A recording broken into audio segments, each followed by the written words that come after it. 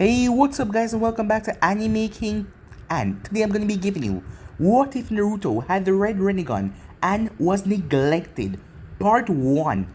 If you enjoyed this and you want to see part 2 of it, go ahead and click that red subscribe button and comment down below that you want to see part 2 guys, and I'll be posting it as soon as possible for you guys to enjoy. And also, you guys can go ahead and check out Foy the Snooze Button. I'll be leaving the link down in the description for you guys to enjoy. And remember, if you're new and this is the first time hearing my voice and you enjoy the videos on both Anime King and Anime King 2, go ahead and click that red subscribe button and become a part of the Anime King family. And thank you for all of your help and your support. Remember to comment down below and tell me if you're new. I'll be replying talking back to all of you. So without further ado, what is we begin this new episode? Start the intro.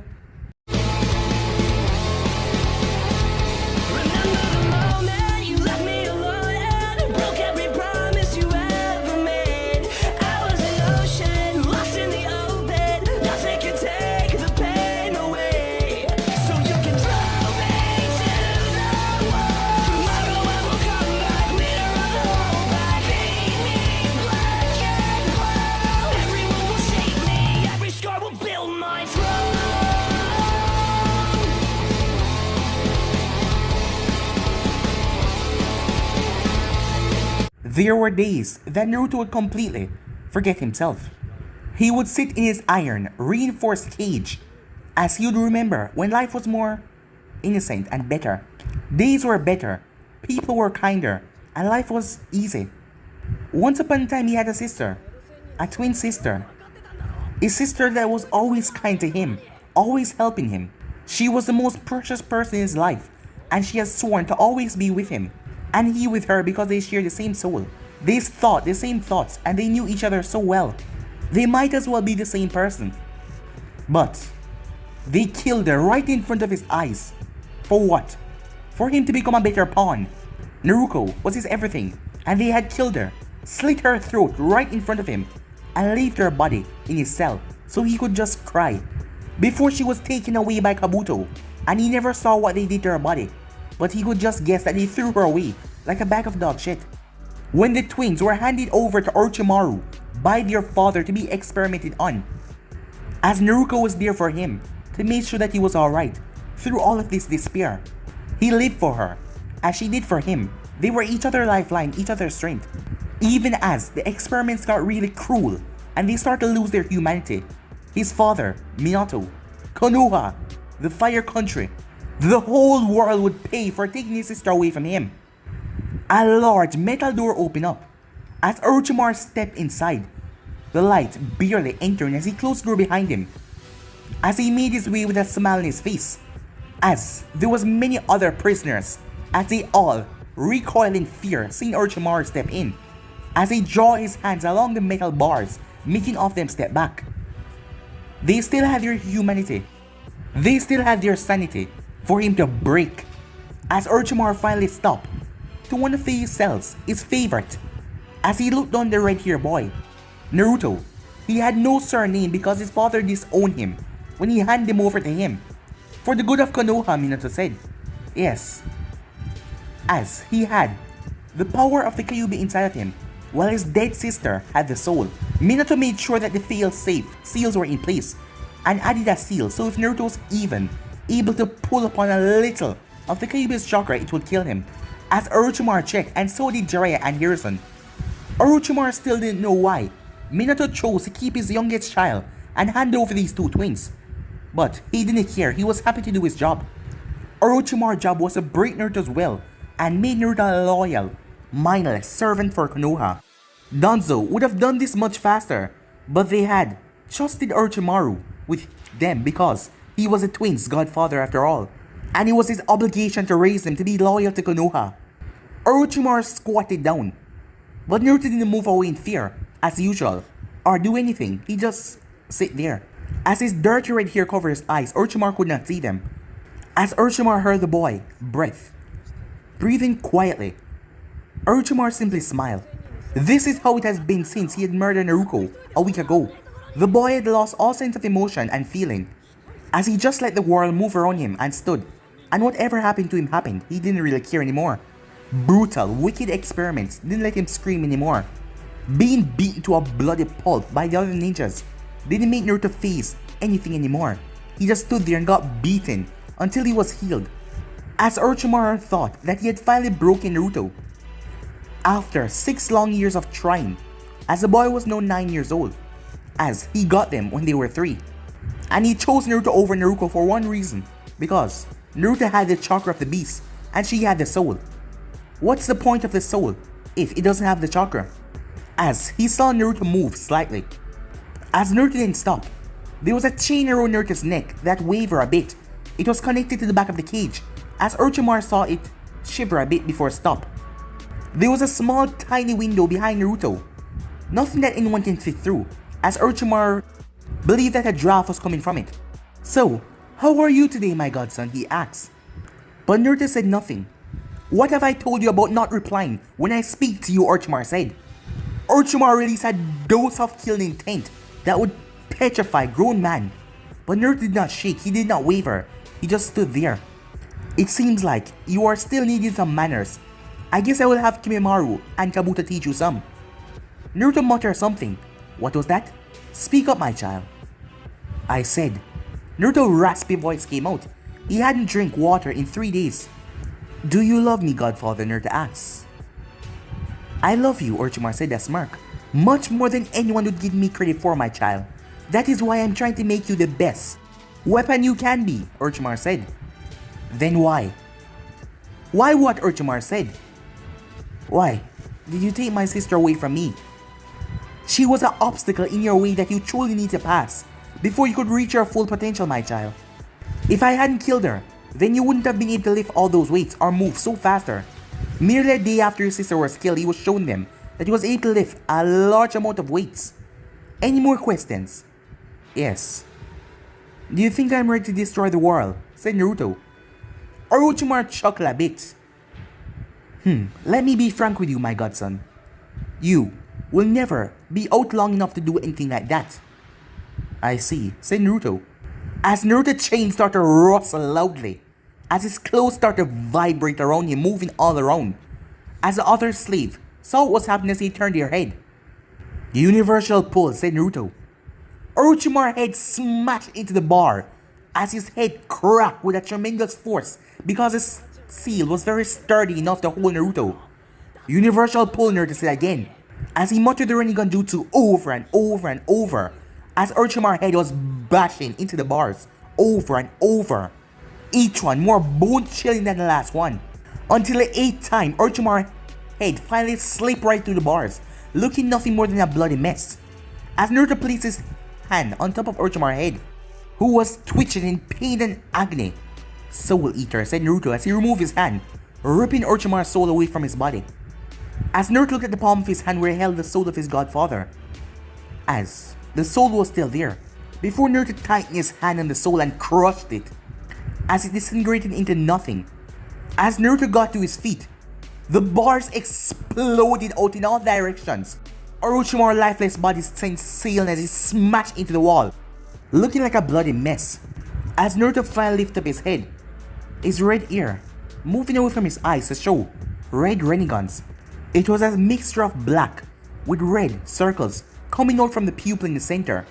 The eyes of a god, as all the slaves looked upon him, as they saw this man was able to do something none of them think that they could. As the alarm started to blare, Naruto focused as his collar exploded off him, ripping the chains out of the wall. He was still the most prized test subject in the entire village. Of course, Orochimaru put alarms on him if he tried to escape. He turned his head as his eyes allowed him to sense the multiple chakra signatures coming down the stairs. But he didn't care. He had activated the Rinnegan when he spent the night with his sister's dead body. He never knew his eyes change as he kept his arms wrapped around her until he felt a deep feeling of change happening in his body. The dojutsu, it was a mutation with his already mutated chakra after at least hundreds of experiments, allowing his chakra to mix with a potent yokai from the fox, perfectly mixed together, giving him this black and red Rinnegan. A superior version of what the normal Rinnegan is supposed to be. That is why he could use gravitational forces to bash Orochimaru's head against the bars over and over without waiting for the 5 seconds to cool down. He knew that his eyes were not supposed to allow him this much abilities. It was just different. He was smart for his age, so he summed it all up to the changes that Orochimaru had made to his chakra network. As Naruto looked around, he was going to destroy this place. As he saw the many slaves. "Who wants to follow me?" he asked. None of them said nothing, so he kept on walking. "I will. My lord, I will follow you. Take me. Master, please. Help us. Save us. Take us with you, my lord." As the people started to call out to him, seeing him as some kind of a god, even though he was just a 9-year-old boy with eyes that can make this world tremble in fear. Naruto raised his right hand as everyone went quiet. As Naruto stepped forward without making a single movement with his hands, every cell that he passed, all of their bars started to bend as they ripped open, allowing the slave free passages. As all the slaves stood behind him, walking, as all the bars were ripped off completely, making it look like an army was behind him. As Naruto was happy, he already had a growing base of followers that would work well for him, for his plan of world domination. After cleansing this world of all that he hated, these children, yes, from babies, going straight up to adults, being carried by their mother or their older siblings, as all of them were behind the god, until he stopped right at the door. The door started to crinkle as the inch ripped off, crinkling up before it blew away and smashed into the outer wall, as someone jumped away dodging the iron doors that sprinkled out. It was Kabuto, as he was in front of a large population of ninjas. "Get back to your cells," Kabuto yelled. "I won't repeat myself." As all of the slaves looked towards their new king that was standing there, as Naruto remained emotionless and unafraid. As Naruto didn't even blink, but Kabuto's arms were ripped off as he cried out in pain and agony as his arms flew up in the air. "Do you all want justice?" Naruto said, as there was a roar of the people going along with what he said.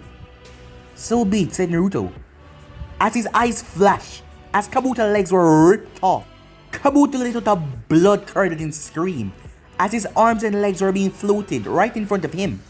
As Naruto threw Kabuto behind him, all of the people that he had tortured in here stepped forward as they started to stomp on him, beating him to death. As Naruto looked forward at the ninjas, those that laughed when he mourned his sister and spit on him, those that smiled when he was injected by chakra poison for him to be healed and not die by the Kyuubi, those that called him the rejected son of the fourth Hokage, a bastard, a monster, a creature. As his eyes pulsed with raw, unbridled power, as Naruto brought his hand up, ninjas started to be pulled as their bodies smashed together with so much force. Bones stick out of their neck and their shoulders, piercing into one another. As Naruto huddled all of them up into a ball, as he emerged from the stairs above ground, holding up the large body, yes, many body parts of the ninjas that he gathered. As he was surrounded by a large group when he arrived upstairs, Naruto clenched his fists as all of them were squashed, even more blood raining down, before he tossed the piece of body parts aside. As Naruto looked around at his own village, he was going to turn this place into nothingness. As he looked behind at all of his followers, who are ready to follow him, it was time that he fulfill his dream and take this world as his. Time skip. If Minato Namikaze, the fourth Hokage of Konoha, would say that he has any regrets, it would be to wait until his twins were 3 before giving them to Orochimaru. He should have given them when they were babies, instead of trying to tolerate their existence. Orochimaru had been regularly reporting that they have made leaps and bounds in his care, even reporting that Naruko was able to bench press 300 pounds when she was only 6. But Naruto was still being a disgrace to his blood by being a useless child. Orochimaru said that he knew that there was potential welled up deep inside of Naruto, even more than Naruko, and that he would soon bring it out somehow. Orochimaru even went as far to say that the boy would become A rank when he was 10. Minato didn't really care what kind of living conditions his son or daughter was in. He just wanted Orochimaru to live up to his promise of making them worthwhile loyalists to Konoha. When he heard that Naruko was killed and left to bleed out right in front of her brother, he didn't really care. All that mattered was raising his youngest child, Minato Jr., who was his pride and joy. The child was born the same day that he handed the twin to the Snake Man. After the whole Kyuubi attack, Kushina was never the same, going in and out of consciousness and sanity for 8 long years, while Minato watched helpless as his beloved wife succumbed to madness, having the Kyuubi ripped out of her and barely surviving. It was why Minato hated the twins with his very being.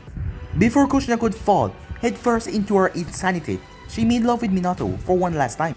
And that was enough to make Minato Jr. a carbon copy of his father. But he had the fiery spirit and the emotions and the drive of his mother. It broke his heart to see his dearly wife being forced into a straitjacket and into a white room. He tried to visit her every week, but it always broke his heart to see that she didn't even recognize him at all. But he could still see a small sliver in her eye when she saw him. But after a few seconds, it simply disappeared like it was never there. And some days he just couldn't see her anymore. It was funny. A man that had bested the current Raikage on many occasions created 2 jutsus that were famous with people dying after seeing them, and was able to move at speeds beyond human logic, was afraid to see his wife. He had stopped visiting her a year after she had been placed in there. He didn't go back to the hospital. Much like his wife, he didn't visit the twins, not even once. All he wanted was video proof and a handwritten letter from Orochimaru. Whether it was funds or resources, Minato would send them. But the weekly report stopped 7 years ago, and after a couple of months he sent Jiraiya to go and investigate. And when Jiraiya came back, he was surprised and said that there was no hidden stone anymore, just a large massive crater. It looked like God had brought a foot down from heaven and ground it into the earth, destroying everything around with one fell swoop. Minato wasn't sure what to think about the news, but he decided it was for the good, as his son must be dead. It was a waste of effort and resource on the boy, but at least he was gone now. The boy that had driven sanity away from his wife, with the help of his twin sister. Minato was happy that they were gone.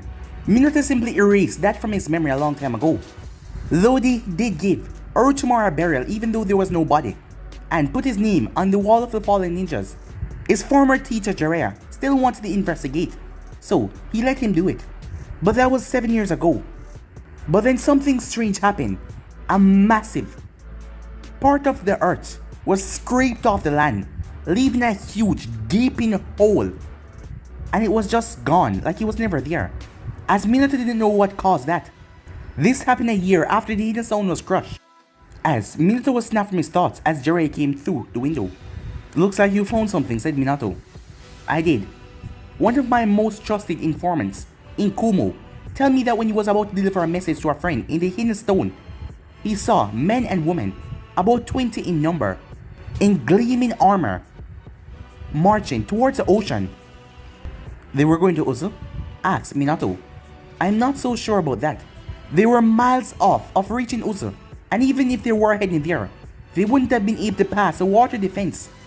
And every Uzumaki is either dead or..." "Kushina," he said, talking about her mental state. "Did you investigate this?" asked Minato, trying to get the topic off of his insane wife. "Yes, I did. I found footprints going off the coast, straight into the water for miles. But I couldn't follow it anymore." "How is this connected to the hidden sound anyway?" asked Minato. "For all we know, they're just freaks that is worshipping some god. It is because my informant said that he saw a girl with bright red hair, with glasses, marching with them. He said that she was bringing up the rear, and she had a sword on her hip, and she was wearing that armor." "A Uzumaki?" asked Minato. "Not just any Uzumaki. It's Karen, one of Orochimaru's test subjects." "Yes, she's a Uzumaki," said Jiraiya.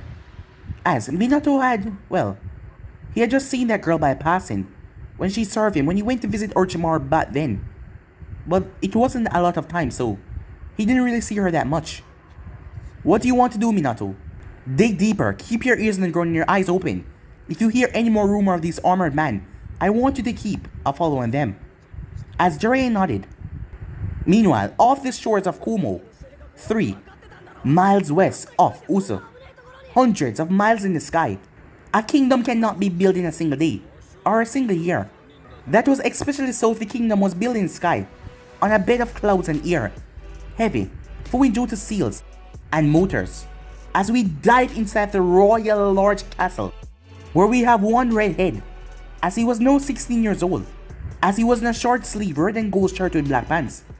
Under his shirt was black armor that looked very loose, so it wouldn't slow him down, as he combed his hand through his shaggy but clean red hair, as he nodded towards a guard that bowed to him that was standing outside his throne room.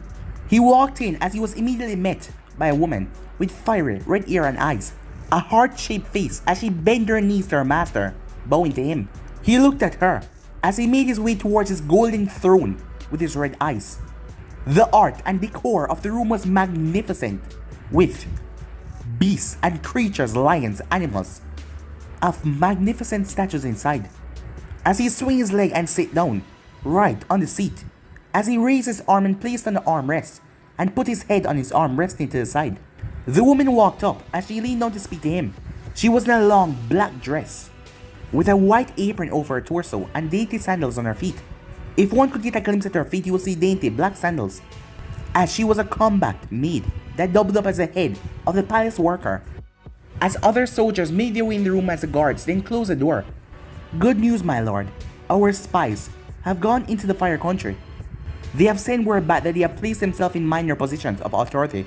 As her eyes looked over towards the soldiers, all of them were on their knees as their head was bowed to their king. A few of them are among the Fire Lord closest confidants. That is good news, Naruto said. Would it be possible to take the throne? Yes, my lord, she said. Then tell them to begin the preparations. But I want Fire Country, specifically Konoha, to be taken last. I want them to see their defeat coming. She pointed at a man, as he was dressed in samurai armor. I trust that you would do it discreetly. Of course, my lord, the man said as he got to his feet and bowed towards Naruto before leaving the room. Your forces are ready for global domination, my lord Naruto. Is that so? Said Naruto. Yes, sir, the heads, the commander of each combat division in the kingdom had reported. By normal shinobi level, all of their forces are at least special Jonin rank. Then, Naruto got to his feet. We begin our planning as soon as possible. Shinigoro, said Naruto looking towards the woman, as she dropped to her knees as he stood to his feet completely, as he looked towards the warriors in the room. Introduce yourself, your name, and your division. As the first person left spoke, Nirvana, Kurgoku, Invention Division. She said a wide grin and a salute. It was a multicolored hair girl with blue and red, as she had a red left eye and a blue right eye.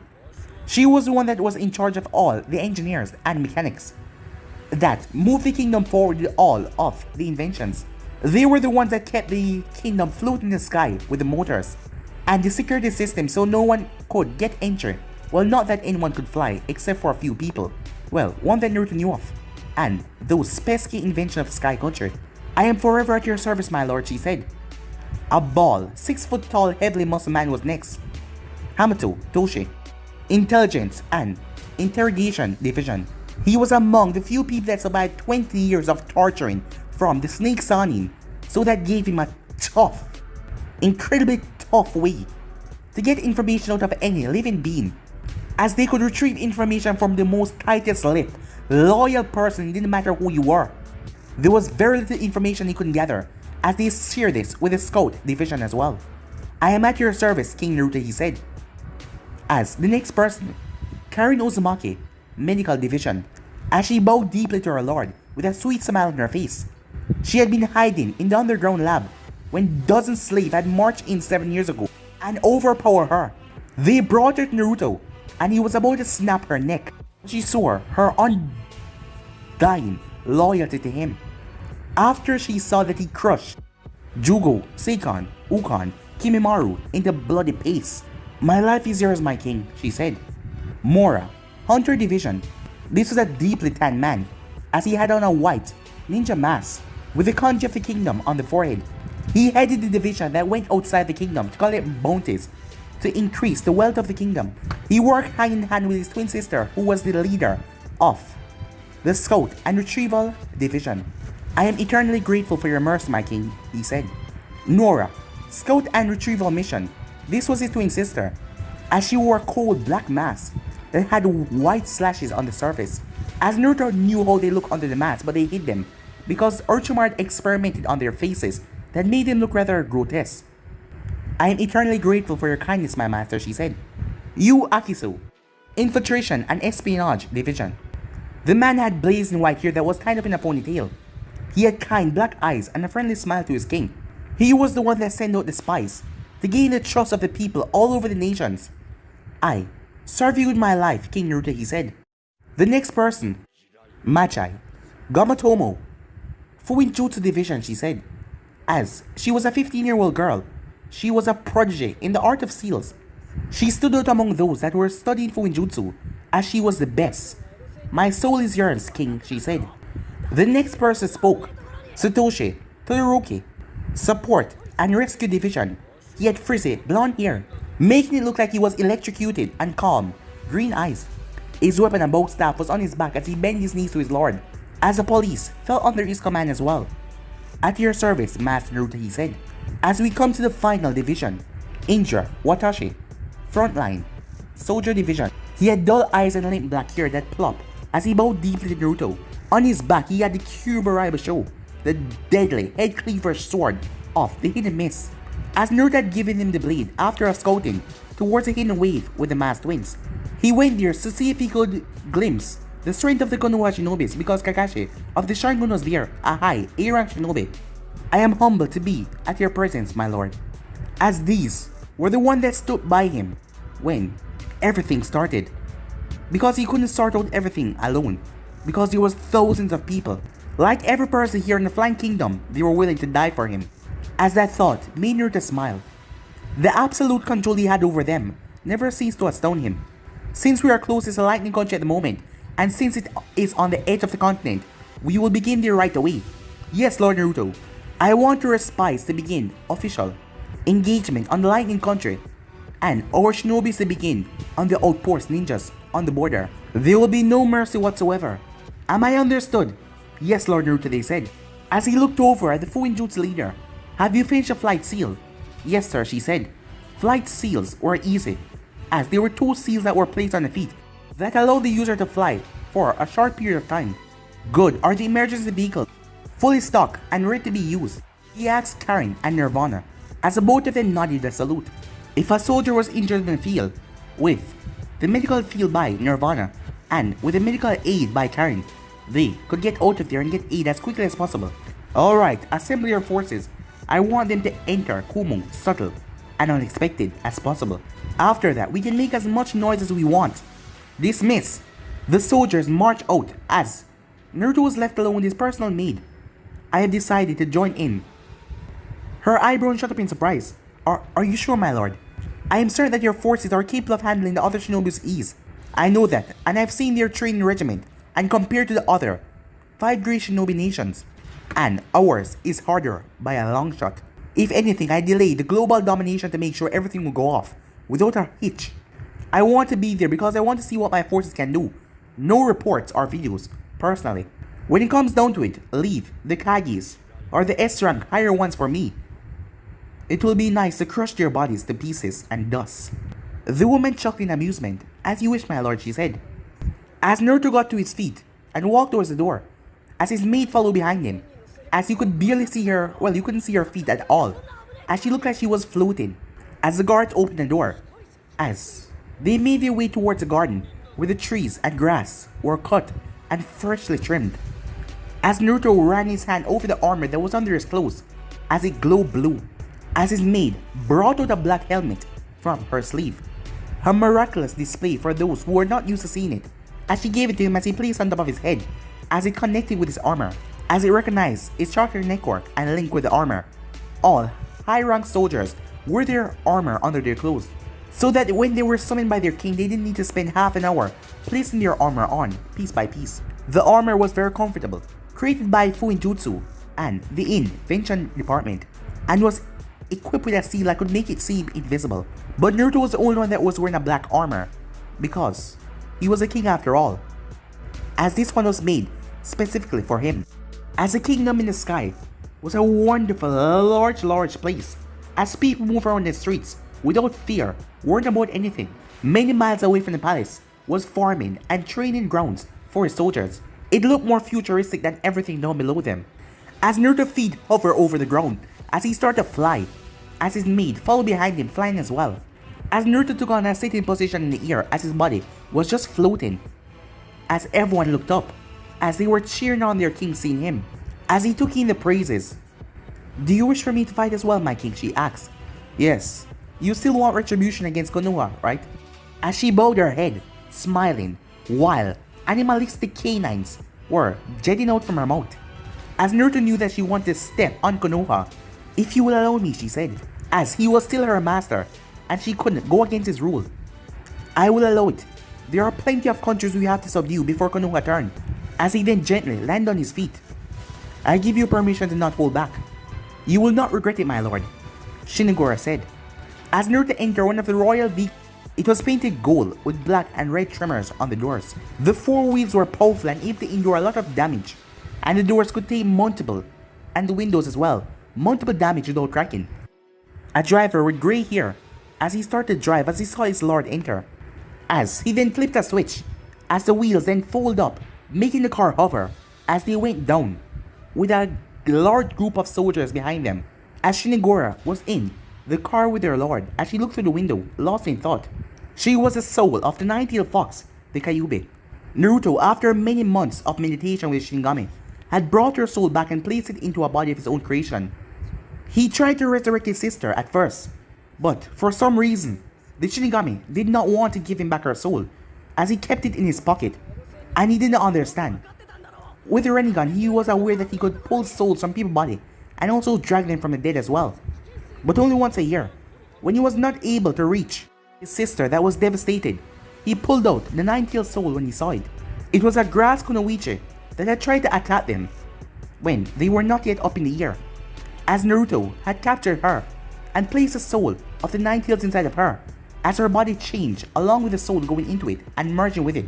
The demon chakra that Naruto had could not be returned to her, not while he was still alive, but without that, she was a force to be working with same way, as she made a blood oath to serve him when she was revived, to him for bringing her back, as he still vowed to bring Naruko one day back. But he had to find out how to pry her soul away from the dead god, as the car then stopped, making Naruto step out. The ninjas behind him looked like a giant wave of sea coming, as it was a large number. As Naruto turned towards Kumo, "Let's go," said Naruto, as all of them flickered out of sight, because their armor could camouflage them, as they were just gone, making their way towards Kumo. For the Raikage, it was a normal day. He woke up, got out of bed, got decent enough to leave his office, deal with paperwork and agreement with different villages. At exactly 8 in the morning, his secretary came inside, as she placed a stack of paper on his desk, and left without saying a word. Recently, she has been mad at him, that he was having talks with Hinastone, a village that she detested with her old being, for reasons that she didn't wish to share with him. But he assumed that it wasn't important, so he shrugged it off. After she had left, a Jonin came in to report on the current state of his ninjas inside and outside Kumo.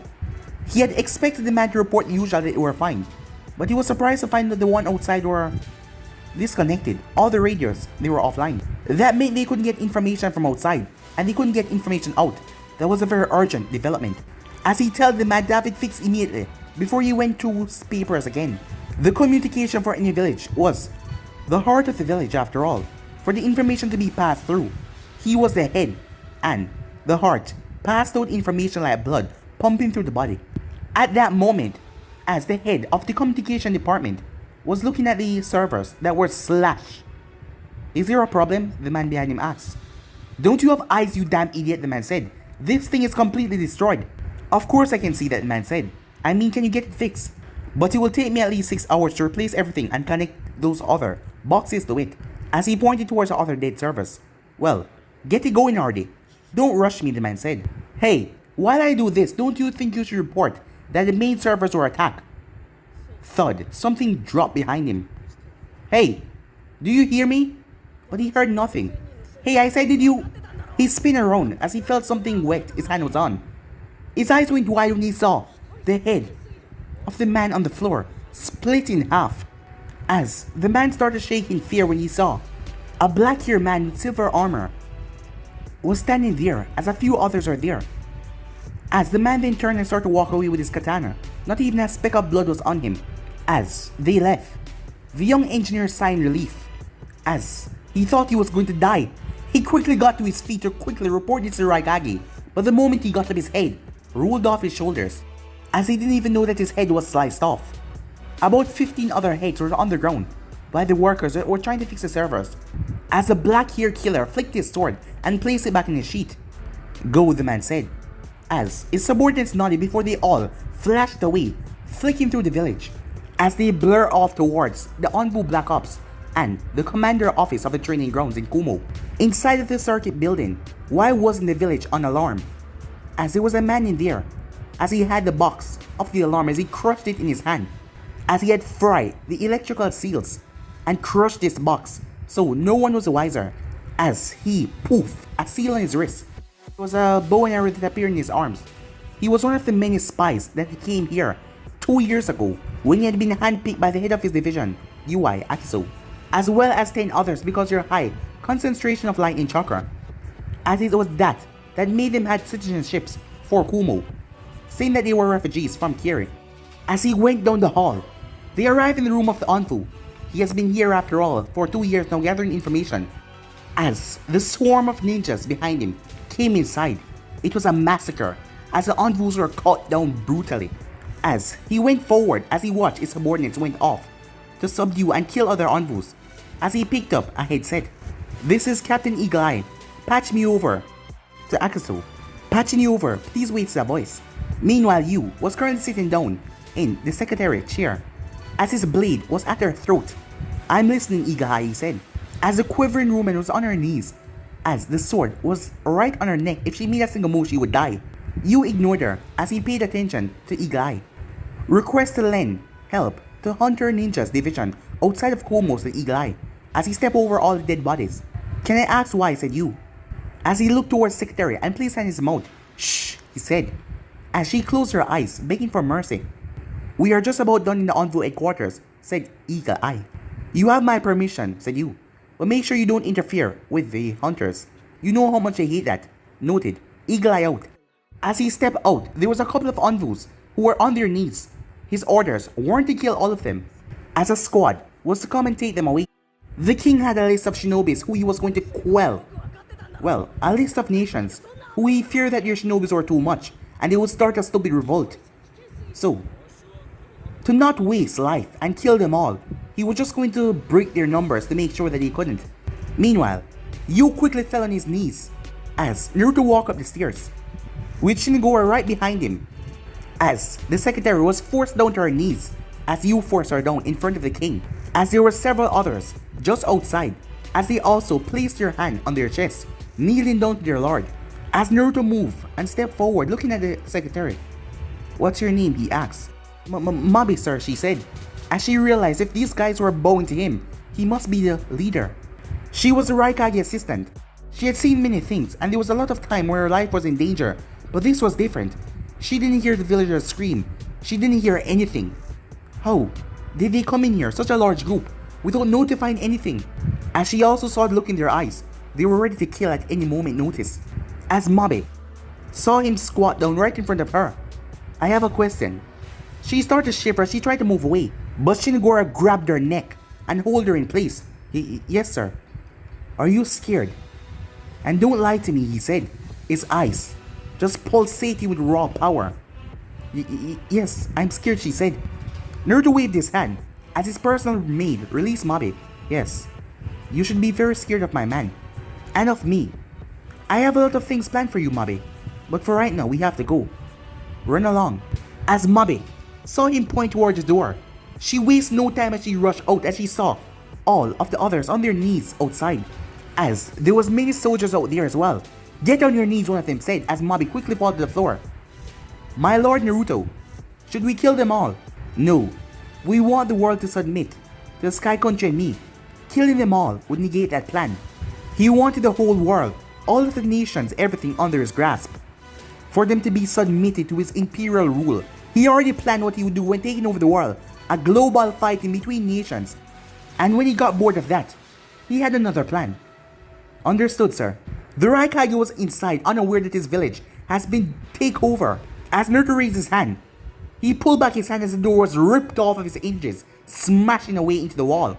As A quickly jumped towards his feet, seeing this child in armor stepping in his room. As A saw the kanji on his shirt for Sky King, A narrowed his eyes. He saw the bunch of people behind him as he wondered what the hell was going on. Who the hell are you? A asked, lightning already crackling over his body. My name is King Naruto, and I'm the ruler of the Sakai Kingdom. Sakai Kingdom? Why haven't I heard of that place before? Raikai thought. But he looked at the teen in front of him. How dare you attack me in my own home? I would have thought that you would have noticed, but my people, I've already subdued this place to little to no problem. I expect a bigger struggle, if I'm going to be honest, Naruto said, as he gave a small smile of disappointment. The ground cracked as the decks was blown apart as A body started surging more lightning. You will pay with your life, boy. As he shot a bolt of lightning towards Naruto that was so hot, it glowed purple. Naruto's eye just looked forward as, the moment the attack was 5 feet away from him, it started to be absorbed into the boy, as he was absorbing it with his Rinnegan ability. As Naruto raised his hand, Aiden felt his body being pulled. Well, not his body, his chakra, but his body was not moving as he struggled to step back, but his chakra started to be siphoning at a quick rate. As the Raikage dropped to one knee, as Naruto released his hand, the Raikage got back up to his feet. Interesting. You clearly don't know when you're outmatched. Outmatched, A said, as his body felt exhausted already. How the hell did that boy do that? Naruto released a small laugh. You are resilient. I admire that. But if you people see that, they will think they have hope, something to win back. So, said Naruto. Aiden felt something tighten around his throat as he gasped at it to feel nothing. Nothing was there, so what was this? As he was lifted off the ground by some invisible force, holding on to his neck. As Naruto looked over to the window as A body was thrown through it violently, before Naruto simply floated through the window, looking over the village. Naruto waved his hand as A was pulled towards him as he grabbed onto A's neck. As A tried to pry Naruto's hand off him, but he couldn't. As the Sakai warriors looked up, as the civilians and the ninjas also looked up, seeing the Raikage. This is your leader. This is the one that was meant to protect you, and he has failed. Naruto's voice shouted far and wide, echoing through the village. The citizens of Kumo were shocked at the position the Raikage was in. Bow down to me and I will not destroy this village. The people were already on their knees, but after seeing the Raikage at the mercy of a godlike boy, they fell forward in a bowed position, like they were worshipping a god. You see, said Naruto, there's nothing you or anyone can do to stand against me. I didn't even have to do anything but my soldiers still succeeded. My brother and Yujito will avenge me, said A, as he gasped for air. I am sure they will. That is why I'm having my hunters find them and force them to their knees. Those Jinjulkis, they will serve well in my kingdom, said Naruto with a smile. You will never win, said A. Naruto snapped his neck with a brutal crush before pulling his body close. I already have. Before he released the body, as A dropped from the sky like a bullet. As the Sakai warriors cheer for their leader, seeing him float from the air like the god that he was. 3 miles away from the nearest outpost in the lightning country. Who the hell are these guys? Yujito yelled, as she hopped from tree to tree, away from the black masked people that were following them. And there was a tan man in a hunter ninja mask with a woman with multicolored eyes and hair. The girl smiled as she cackled, as she leaned behind a small trail of white smoke that disappeared. At least 6 more hunters were behind them, and 2 more others were in the flying contraption. No idea, said B, as he had to dodge as a spear sailed past his side, nearly ripping right through it. Let's kill them, said Yucho as she spun around in the air, as she slashed the air with her nails, as blue fire images came out of her nails, going towards the hunters. The group dispersed before the fire claws could reach them. She stopped in a tree as her senses made her aware that they were surrounding them. Blue chakra quickly showed her body as she leaped forward. Nirvana, she's using it. The containment field will be operational in 15 seconds. Keep her in the triangle field. What do you think I'd be doing? Said Mora, as he jumped away as she ripped through another branch. Stay still, bug, she said as she went after the man. As he landed on another branch, he tapped it with a quick seal before jumping back. The seal trapped her, but she channeled more chakra from the inhibi as the seal burned off her in 3 seconds. The containment field is ready. Get the hell out of there. Roger, said Mora, as he signaled to one of his other subordinates. That grabbed a branch and threw it behind him, as Mora substituted that branch, leaving the branch right in front of Yujito as he slashed it to pieces. Do it now, he yelled. I hear you, no need to yell, said Nirvana, as she clapped her hands together with the others. The forest lit up in a glorious light, stunning Yujito, as she had to close her eyes because of the bright light. When she opened them, she saw that she was in a strange glass cube that was about 15 feet wide. Her face smashed right into it when she couldn't stop in time from when she was chasing after Mora. The man didn't even flinch as he stared back at her. As she saw its bright blue eyes, she slashed at it but she couldn't break free as she went fully two tails and started fire. Flame bombed from her mouth, but nothing was breaking it. But Mora placed his hand on it as he turned like he was turning a knob on a stove, as several flashes went off, shocking the two-tailed cat. The beast shocker resonated off of her, dropping on the ground like clumps. It was a sound that was just shaking the cat's ears that were deadly. As the cat thrashed around, hearing the sound, it was so intense before she collapsed down, all of the chakra being sucked right into the cube, as Yujito was unconscious when she came out of it. Worked like a charm. Well done, Nirvana, Mora said, as he heard Nirvana laughing. Let's push this containment field down the sides and call a retrieval squad to take her back. Right away, said Nirvana. How is it going down there, Gore? She asked, as Gore was the deputy head hunter, as he had a mighty hammer that he used for his chosen weapon, as he was wearing a red mask. He had been on the receiving end from dozens of beatings from Stone Shinobi. The man was insanely tough. Naruto named him Gore because they went on a mission to Wave, as Naruto was there to witness where the man tore through everything like they were paper, like he was a feral lion ripping through things, as it was just so much gore and matter and blood. So Naruto named the man Gore. Most of them weren't aware, but under Gore mask was a mouth filled with teeth that were like needles. He had no nose and no eyes. He was amongst the people that were tortured and experimented on. He's down for the count, said Gore, licking his lips, as his needle teeth could be shown under his mask, as the A-Tails was currently trapped in a cube as well, as he wished he could just go in there and rip the man's arms off. Yes, he loved to kill, but his lord will not like that, so he wouldn't. When he was trapped, it was over. Once that ringing sound could be heard inside the field, there was nothing he could do to escape that sound. It was unbearable, and his chakra was being drained away as well, as they shrink the glass until it was about 6 feet wide. Has anyone called the retrieval team? Asked Gore, as he placed his hammer on his shoulder. I came as soon as I got the call from Mora, a woman said, as she pointed up at the retrieval vehicle above them, as Killer Bee and Yujito were placed on the vehicle. 10 minutes later, as the vehicle took off back to the Sky Kingdom, the next place they were to hit was to take over the entire Lightning Country. And after that was the Spring Country and the Hidden Mist. Naruto was going towards the Mist now because he wanted to save the challenge of the Mist Country for later. This is Nirvana. Patch me over to Shinagora, the maid of our King Naruto. One moment, there was a buzzing sound. Yes, Nirvana, said Shinagora. We have successfully captured the two and the A-Tails and sent them back to the Sky Country. One moment, said Shinagora, as she looked over at Naruto and handed him the earpiece. Naruto speaking. My lord. She almost stumbled as her subordinates who were eavesdropping over the call almost fell as well. Excellent job taking care of the two and A-Tails Shinobi. I want you to return back here as soon as possible. As the girl squealed in happiness. Right away, my lord, she said. Back at Kumo, patch me over to Injure Watashi and the head of the soldier division, Satoshi Todoroki. Yes, sir, the lady said. Injure here. Yes, Lord Naruto, the man said. Satoshi here. My Lord Naruto, the other one said. You two are in charge of mobilizing your soldiers to take over Lightning Country.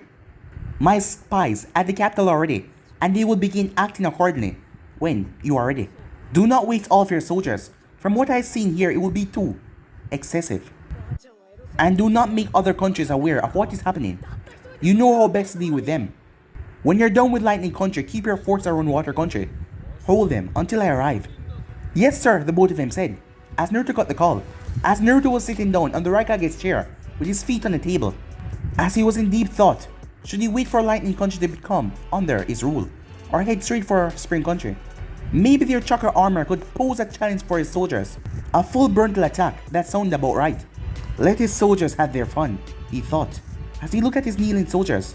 But guys, be in subscribe right here. If you want the next part, if you know what to do, like, subscribe, comment down below, and turn on that bell notifications they posted. And remember, if you enjoyed this and want to see part 2, go ahead and comment down below and tell me if you want to see part 2, guys, and I'll be posting it as soon as possible for you guys to enjoy. So stay in tune, and I hope you guys enjoy each and every episode. But for now, I'm out of here. See you guys soon. Peace, guys.